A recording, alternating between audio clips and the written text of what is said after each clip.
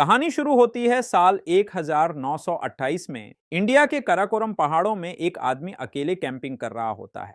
अचानक उसे बाहर चमकती हुई एक रहस्यमयी रोशनी दिखाई देती है। वो पास जाकर देखता है कि बर्फ की पतली परत से ढका एक चमकदार गोला वहां मौजूद है।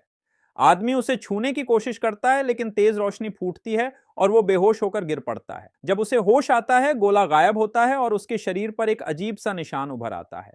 समय बीतता है। लगभग 80 साल बाद यानी 2008। अब कहानी आती है हेलन पर, जो प्रिंसटन यूनिवर्सिटी में साइंटिस्ट है। शाम को वो घर लौटती है, जहां उसका सौतेला बेटा जेकब रहता है। अपने पिता की मौत के बाद जेकब उससे दूरी बनाकर रखता है, पर हेलन लगातार उसकी परवाह करती है। अचानक हेलन को एक इमरजेंसी कॉल आता है। उसी वक्त पुलिस और FBI घर पहुंच जाते हैं। बिना कोई जानकारी दिए वे हेलन को साथ ले जाते हैं। हेलन मजबूरी में जेकब को पड़ोसी के घर छोड़ती है। हेलन को कई और वैज्ञानिकों के साथ न्यू जर्सी की एक मिलिट्री बेस में लाया जाता है। यहां उसे पता चलता है कि अंतरिक्ष से आती हुई एक अनजान विशाल वस्तु पृथ्वी की तरफ बढ़ रही है और उसकी दिशा सीधी न्यूयॉर्क पर है। टकराने पर 80 लाख से ज्यादा लोग मर सकते हैं। सभी घबराहट में इंतजार कर रहे होते हैं। तभी न्यूयॉर्क के सेंट्रल पार्क में एक चमकदार स्पेस स्फीयर लैंड करता है।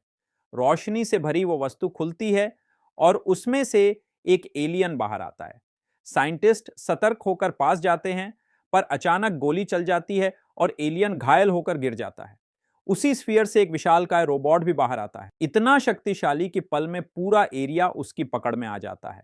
लेकिन जमीन पर पड़ा एलियन इशारा करता है और रोबोट तुरंत बंद हो जाता है। घायल एलियन को मिलिट्री लैब ले जाया जाता है। डॉक्टर्स को समझ नहीं आता कि उसका इलाज कैसे किया जाए। जल्द ही उसे ऑपरेट कर गोली निकाली जाती है और सब हैरान रह जाते हैं, क्योंकि अंदर से वो पूरी तरह इंसानों जैसा है। हेलन को शक होता है कि वो सपना देख रहा है, पर अचानक एलियन उठ बैठता है। अब उसका रूप बिल्कुल एक इंसान जैसा दिखने लगता है और असली खतरा अब शुरू होता है।